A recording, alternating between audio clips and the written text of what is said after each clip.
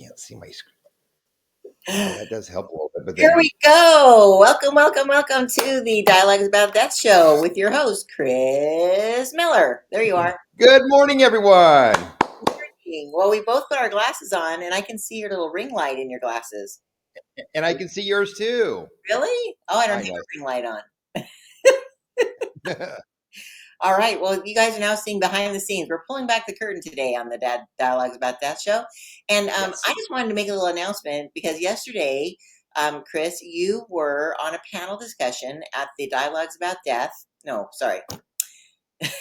That's what today is. Connecting faith and business. Connecting faith and business. Connecting faith and business. And I'm going to be sharing some of your answers because I videotaped you yesterday. And it was such a blessing. So for those of you who don't know, there's an event that happens once a year. It's an annual event. The 16th annual event was yesterday. It's called Connecting Faith and Business. And Chris has a faith-based business, a family-owned faith-based business. So they asked him to be on the panel.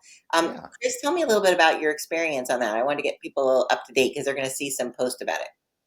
Sure. So I was asked to be on this panel to talk about how faith impacts how I conduct business personally and kind of my journey of getting into funeral service. And so I had to tell a little bit of background around my story about, working with my dad and losing him, and then working with my wife and losing her, and how it tested my faith and how my faith has really grown my business. And so I was just able to share kind of my stories and some scenarios over the last, 32 years that I've been in funeral service of how it's really actually over the last, I would say 10 years, it's even grown even more, because the more you're in faith and the more you believe in God, it seems like it just grows that much more. Well, I think that to rephrase that a little bit is that you are putting your trust in the Lord. Absolutely. And glorifying him in what you do. And he has blessed you because of that. Because you honor him, he blesses you. And that's so biblical. And so it's not because you just believe in God that no. You have literally put boots on the ground and you have gone into the community. You've helped the food pantry and the Rotary and the chamber. Like, you have given so much of yourself, and the business has done so much good in our community. And you glorify God in it. You don't just say, I did this all. You say, God, no, right? I give it all back to him. Like I said, it's like everything we have is the Lord's. And it's just, we're a steward of how we use what he gives us. And so the more he provides for me and my staff and my business, the more I can give back to my community. Right. I love that. And it was so apparent yesterday because so many people came up to you after you spoke and were really like, what you had spoken about touched a lot of people. Like, it helped them kind of reframe how they were doing some things, and you gave them some guidance, and it was just such a blessing to see you in action, Chris. So I was just like, hey, I just want to let you know. Yeah. When you're faced an obstacle like losing a loved one and stuff, you can't, if you have faith, they're going to move on to be with the Lord. And so I'm not, and I was talking to some of my friends about it too. It's like, they go, how can you just keep moving forward? It's like, you got to move forward. It's like, you put your trust in the Lord, that they're a good place sitting beside him. And I'm still here doing what the Lord has asked me to do. And it'll be my time someday down the road that I'll join him there. And everybody has their time here on earth. And we just need to utilize our time that he gives us. I love that. So true. And it doesn't matter. You obviously don't need to be in the funeral business to have this mindset. The event was all about people from every walk of life. There were people that did roofing repair. There was people that did insurance. There was people that had accounting companies, and their focus is basically putting Jesus as the CEO of their business. And so having him take the wheel, so to speak. So I just love that event. I'm so glad you were able to, because I spoke too. So it was just like fun. We both could be on stage at different times. Yep. Yay. All right. Well, today is episode 17, and we're calling this Free for All Friday. We're going to do some rapid fire questions for Chris, because we were going to call it mailbag, but it's not Monday. We can't call it mailbag Monday when it's Friday. Yeah. So that's right. You have to have little fun words. So a little tongue in cheek. There you go. Oh, and we do have some people joining us live. Let me share how awesome they are. Let's see here. We have Haley. She saw you at CFB, Connecting Faith and Business, and it was an amazing panel. So that's Yes, awesome. it was. It was awesome. And then Erica, good morning. Good morning, Good Erica. morning, Erica. Good morning. Keisha, good morning. And she was at the event as well. She was awesome. Yeah. That is good. Oh, and Steve says he loves that we were there Oh, at the event. So thank you. he was there as well. We have an awesome community support, right? Yes, we do. All right. Well, let's get to these rapid fire questions. It's going to be like a You super bet. short show. And also, before we before I forget, our next show is going to be on November 15th. So the Yep. topic shall be determined, but I just want to let you know. So again, today is Free for All Friday. And since we're coming up to Halloween and Yes. Dios de los Muertos, which is Day of the Dead, we thought we would Yes. ask a little themey questions that came in over on. Okay. Sounds So I'm going good. to go off screen. I'm going to ask these questions, go off screen so you can answer them. And let's ask you this first one. Okay. So it's getting close to Halloween. So anything spooky ever happen on Halloween at the funeral home? This was a question that came in. So I'm going to go Sure. off screen and let you answer that. All right. Okay. So has anything ever spooky happened at the funeral home? I'd have to say over all of my years, Halloween seems to be the most quietest day there. It seems like everybody's always out and about, and people seem to steer away from funeral homes. Maybe there's other parts of the country that are a little bit more engaged, but at our funeral home here in Corona, it's pretty. You could say it's pretty dead. It's pretty low key. We don't do a lot. We don't. Unfortunately, my team doesn't dress up for Halloween, and we don't get into costumes or anything like that. But if there's anything spooky or scary about the funeral home, I've told you in the past, when I grew up there, I lived there till I was 6 years old. And I believe that there are spirits among us. And I have felt things around the funeral home, but they've all kind of dissipated over the years. I feel after the loss of my dad and my wife, they've taken those spirits away. And so right now, I feel that our funeral home is, you could say, spiritless or spirit free. So we don't have really any spooky things going on around there right now. I love the play on words. It is absolutely dead. You gotta have a little fun with it once in a while, right? Right, because we always say you put the what? Fun and funeral. On a funeral. There you go. Well, actually, you jumped into my second question, which was, have you ever seen, heard, or felt ghosts? But what I also think, based on what we were talking about at the beginning, maybe it's also because you have doubled down on giving glory to God. So Yeah. God has basically put a hedge of protection around you. So there aren't any spirits or anything coming to bug you there because it's You filled know, with the Holy Spirit. yeah, nothing like nothing. Yeah, definitely. If there are already spirits, they're definitely more loving and caring ones. They're not ones that are here to like creep me out or anything. So I do feel I do have more of a, you can say, a blanket of protection around me when it comes to my business. Yeah, I love that. That is fantastic. But we are going Yeah. to be promoting November 1st. We're going to be at, or you're going to be at your team is going to Yes. be Yep. at the Norco Day of the Dead celebration. You're bringing Yes. the hearse down there, the hearse down there. I always call it Hearst with a Yep. T. So sorry. Purse. Hearse. Purse. By the way, fun fact that maybe somebody else would be interested in. I always thought, I don't know, in my brain, I thought a hearse was longer. They're 22 feet long, which I guess is kind of long, but it's like a big Suburban, right? It's the length of a Suburban. It's the length of a pickup truck. It's as long as you can fit the casket in the back. That's as long as you need. That's it's like a You train. know. But in my brain, No, it's just longer, so it's only 22 feet long. So, anyways, they're bringing the hearse there, and they're handing out candy to the kids out of the back, and so that yeah, should be a lot of fun. So yeah, it should be a good time. yeah, so November 1st, the Norco Day of the Dead. You want to come on out and get some goodies from Thomas Miller. I love it. There we go. Okay, so here's one that's a little bit again free for all Friday. What is Yeah, the history of American funeral homes? Like, how do they get? I'm going to go off screen, but how do they get started? Like obviously, like in the olden days, like tell us a little bit about how cremation was sure, handled and how people did it, and what has it evolved to in the American tradition, if I could speak. All right, I will sure. screen. So, kind of recalling what I was taught in mortuary school, a little bit of the history of American funeral service or American funeral homes. Back, 200 years ago, 250 years ago, when we all came to America, there weren't any mortuaries are really funeral homes in the area. But there were funeral directors, there were morticians or embalmers that helped prepare the bodies. So most people had their viewings or ceremonies in their home or at the church that they built at the time. So where you get funeral home is it was basically when funeral service started here in America, they were taking converted homes and turning them into funeral parlors where people would come and gather. And then the term mortuary evolved towards middle of the century, where then they actually built buildings as designated funeral homes. So that's where the term mortuary comes from. So you have the difference. So funeral homes are kind of a home that's been converted into a place where people can gather for funerals. And the thing is, it would really be more for family gatherings in a home where they'd have like food and beverage and kind of mingling like a wake, where when you had the ceremony, they would move the body to the church where it was a little larger and you can bring more of the community together to have ceremonies.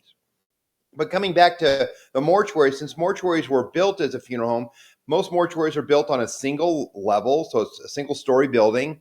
The hallways are wider, the doorways are wider to accommodate the caskets and the large crowds. Typically, there's like a chapel setup that you can have a gathering within the building. There's an area designated for all the preparation of the bodies. And so it's more laid out for business purposes if you call it a mortuary.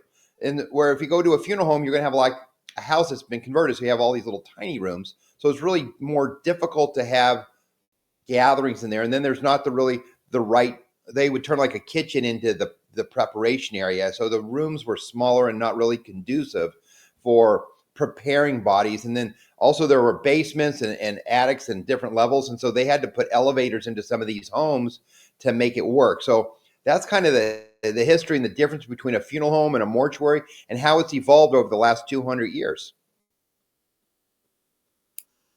That's cool. So, but the home you lived in as a child, which is the current Thomas Miller Mortuary, Yeah, your office is actually in your childhood bedroom, which is really cool. that But is correct. the So doors are wider in some rooms. Did you have to have it retrofitted?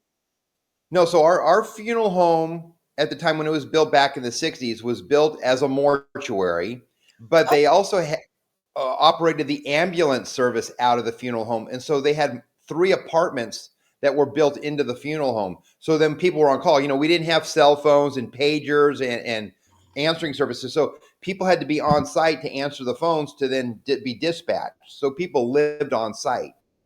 oh, that So makes more when we sense. moved there, yeah, so then when we moved there, we took over all the little apartments and made it our little home there. So that's why my little bedroom, which is my current office, was my bedroom growing up. That is And so wild. it was just one of the apartment rooms there. So yeah, I've come full circle over 32 years. I lived there as a child, and now it's my office as president of my company. That is awesome. And I just one last Yeah, question is funeral parlor. What is the part? Is the parlor like a room inside the mortuary, yeah. or is it? Because I'm not you for heard sure that. 100%, but I believe the parlor was the largest room within the funeral home, where that would be like the gathering where the body would be laid out, and they'd have like the community wake or people coming through the would be the parlor, the entrance way, and it Okay. was kind of an entryway into a larger room, like the larger living room or the grand room of a house. Okay, very cool. Yeah, All right. yeah, Well, and by the way, based on our last question, Steve said guardian angels, meaning that when we talked about how the spirits are yes, positive, they could be guardian angels. I love that. All right. nice. The next question is oh, this was a question that came in that was probably you can answer this very quickly, but I'll go off screen. Can you have a viewing before cremation? I'll let you answer. Sure. You can have a viewing at any time for any service. You can have a viewing before cremation or burial. And even if you don't have a ceremony, you can still have a viewing. The thing is, there's different types of viewings that we offer. We offer viewings. We have one called just a basic called an ID viewing. And an ID viewing is where we bring your loved one into our care and we'll do like a bathing and a washing and just kind of a preparation of setting their features and making them look presentable and maybe just putting them in a hospital gown and laying them out for just like a 5 or 10 minute period. And no embalming takes place. And it's just private for the immediate family to say their goodbyes. So it might be a little bit less traumatic than them being like in a hospital with all being on a ventilator and all the tubes and all the IVs in them. So what we've done is we've kind of cleaned them up. We've made them look good. We kind of do their hair and make them look presentable. And we call that an ID viewing. But it's just for a short, like 10, 15 minutes for like 3 or 4 family members. And we can do that before cremation or burial. And then if families want a little bit more than that, if they want more family and they want more time, then we have to do the embalming. And the embalming preserves the body and allows us to have the body outside uh, uh, for several hours or several days, where people then can come and pay their respects. And then we'll do a full dressing and cosmetizing, and we'll lay them in a container of the family's choice for them to be laid out. And then we can either leave them in the funeral home, or we could take them to their home, or we could take them to the church to have a viewing. So we have a little bit more flexibility when one person is embalmed, because the body can stay outside of refrigeration for several hours or days. And it gives the family a little bit more flexibility and a little bit more time to spend with their loved one. That's cool. I Yeah. like that. Okay, very good. That's a good explanation. Again, this show is all about answering the mystic, like taking the mysterious out of Yeah. The funerals, mystique. right? The The mystique. mystique. That's it. The mystique out of funeral service in our Yes. profession. Yes. Obviously, I need more coffee. Can't think of those words. Okay, we only have 2 more questions, so You got it. we're gonna wrap this up. And here's one that's kind of uh, just came in randomly, and I thought, oh, this would be a good question to ask. So, is it legal to have a Viking style funeral in the U.S.? So you're all squinting. I'll read it to you. It's all good. Is I'm reading my. I could have used my glasses today. is it legal to have Oh, a that's Viking style funeral in the U.S.? I'll go off screen so you can answer this. sure. Unfortunately, we are not allowed to do Viking style burials in the United States. And for those of you that don't know what a Viking style burial is, it's where you take a pyre, and it's like a floating boat, okay? And you would place the person on there and light them on fire and just put them out into the water. That is not allowed in the United States. I don't know, is only in certain parts of the world that they do that. Now, there are certain cultures that do burning pyres, like in India, maybe South America, where it's their type of cremation, because they don't have the machinery like we do here in the United States. So they will do cremation of their loved ones by lighting them, putting them on in a kind of like a fire bed, and watching the person go ahead and be cremated or burned that way. Viking style ones don't happen though. We do have, you can scatter ashes in the ocean. So if your family members wanting to be put in the ocean, you'd have to have them cremated, and then you can take a boat and charter a boat and put their ashes, take them with you, and then scatter them out in the ocean. Or they do have special urns that are created to kind of float on the water, and you can take them out into a boat, because if you do take your ashes out on the ocean or on any water, you have to be 500 yards off the coastline. You can't do it off the shore. So you can't really scatter ashes just by walking in the ocean or dumping them off the end of the pier. You've got to go out into the ocean to do that. And so the only thing closest to a Viking burial, though, would be, and it's very limited, the Navy and Coast Guard do burials at sea, but you'd have to be part of the Navy or the Coast Guard. And you kind of have to go through a special department with the Navy or the Coast Guard to make that happen. It doesn't happen often. You have to be more of a kind of, I believe, a higher ranking officer, and it's kind of special circumstances. And you have to be 13 miles out into the ocean. So you got to be way out there to do that. And then they kind of coordinate it with, it's a special casket with holes, so it gets sunk to the bottom of the ocean. And they've done that for families, but it's very selective and it's very rare. That's interesting. I never even heard of that before. Yeah. That's Yeah. interesting. They don't cremate them on the ocean. It's just a casket that sinks. It's a Yep, it's a casket that sinks. They put holes in the bottom of it, so it fills up with water, and then it sinks to the bottom of the ocean, and they have to be over 13 miles out into the ocean.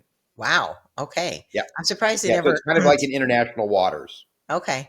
Interesting. Like the Pirates of the Caribbean, they never that I thought that would be a kind of a cool part of the storyline, but I've never even heard of that. That's They've interesting. never done it. Oh my goodness. Okay. Yeah. So the last question is Okay. that has come in, and this is the final one, which is why do people have open casket funerals? And again, before you answer that, I just want to remind everyone that our next show is on November 15th. So tune in for the fun, putting again the fun in funeral. There we are. And our final question of the day, and then we'll wrap it up, is Okay. again, why do people have open casket funerals? And explain that a little bit of like what somebody might not know what an open casket is. So I will go And off. I say, why not? My question is, why not have an open Why casket? not? Why not? All right, I'm gonna let you answer that Sure. question in detail. Awesome.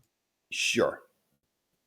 So, when families come in to make arrangements for their loved one, and if they're wanting to have a service with a viewing, the reason for an open casket viewing is really for personal closure for the family. Sometimes when a death occurs, it could be sudden. It could have been that person might have died out of the area, or it could have been something where there were family outside. We're not close anymore in our families, nuclear family. We're spread out all over the country, all over the world. Excuse me. And people don't have that ability to say their goodbyes. And so I think it's really important for grief to get over the loss of your loved one and showing finality that they're no longer with us by having an open casket and viewing. That's why I find it so difficult when people, there's plane crashes or people are lost at sea or, they're missing persons and they never have closure. And those families go through such hard grief because they don't know if that person is really alive or if they've died or not. And so by having that open casket, and it's not easy for everybody, but I do encourage that's part of the grieving process and part of getting through the loss of your loved one is having that open casket to say your goodbyes and to have some closure. It helps the healing process. It helps you being able to move on after that loss. I love that. It does really help. And like you said, sometimes when things are hard, people want to avoid them, but Yeah, then it's it'll not actually stretch easy. out the grief process because you don't have the ability to say, I acknowledge that they are now That's right. not physically That's why here. it's so important. Is if anything, and when it comes to like children, there's another question. I'll piggyback onto that we don't have today. But people say, should I bring my children to a funeral? And I encourage them. Yes, allow the child to make their own decision. If they're an infant, if they're like maybe under like 1 years old, they maybe don't know what's going on. But if they're old enough to walk and talk and say yes or no, and they say, I want to see grandma or grandpa, allow them that opportunity because don't don't deny them their opportunity for closure because it will make them a better adjusted child and a better adjusted adult when they grow up because they say I saw grandma or grandpa before they died. So let your child make the decision. Don't make the decision for your child. That is one of my words of wisdom. If I can give to anybody, allow your child to make their own decisions when it comes to a funeral to say their goodbyes to any loved one. I love that. My mother was a very big proponent of that, and in our case, it wasn't asking our permission. It was like we're all going because she said, she said that a funeral and a wedding are both a celebration of life. One is the beginning of a life together, and one Yep, is the end of a life. But you go there for the family. You don't go there for the person; they're already in heaven, hopefully. that's right. But their family is the one that you're going to support, and you always remember the people that came to your family's funerals. I still Yeah. remember there was this one woman who I was on a board with, and she showed up my mother's burial, like at the Riverside Cemetery. Uh-huh. I was like, it wasn't something we promoted. It was just like, you can come if you want, type of Yeah. thing. And when she came, because that's very scheduled, right? They have it like every 20 minutes or Yeah. whatever. Yeah. It touched me that she took the time Mm. to It come is. and support me. And then also at my mom's funeral. So it is, I think sometimes we don't think of the family, we think of ourselves like, oh, I don't want to deal with that, Yeah. or I don't want to see that. You don't have to walk up to the casket. You can just show No. up in the back, sign the book, hug And just your be friend present. who doesn't be it's right. Your presence is their gift. That is And correct. if you don't have time to go to the wake or whatever, that's fine. The fact that you came there and said, I love you, I'm here for you, Yeah. And we've done other shows about what you do and how to help people, Yes. and we can go into more detail in future shows. But um, yeah, I think it's really important, and I'm really glad now that my mom made it a big deal, Yes. because all my friends who have attended their family's funerals have always said, it really touched me that you Mm. came to my dad's funeral or to my That's right. brother's or whatever. So I love Yeah. that. We have one last comment that came in. Sherry says, Yes. "Hi, Chris. Very informative. Have a great day." Oh, thank you. That's so nice, Sherry. Thank you for coming. We love when people come live to ask questions. And again, if this is something that blesses you, or you think this might help someone to answer a question, go ahead and share it on your Absolutely. social media. We would love for them to see this show. And then Yep. also we put out little clips of these shows. So if it answers certain questions, we'd love for you to share those as well. Absolutely. Awesome. All right. Well, thank you again for your time today, Chris. And as we said Thank before, you. our next show is on November 15th. Today Fantastic. was episode 17, Free for All Friday. We hope we answered your questions. And if you have any other questions, feel free to email us, Chris, or is it Chris at thomasmillermortuary.com? Mortuary.com. Awesome. All right. And also, just as a little wrap up, I haven't shown this today. If you have an immediate need, or even want to pre plan your funeral so you have control over what happens to you, you can call either the Corona Chapel or the Sierra Memorial Chapel, which is in Riverside. Or you can Yes. go to the website, because there's lots of answers Yep. there as well, thomasmillermortuary.com. .com. So, Chris, I just really appreciate your time again today, and You have bet. a fantastic weekend, everybody. You too. Take care, everybody. All right. Blessings to all. All right. God Bye bless. Bye bye. bye.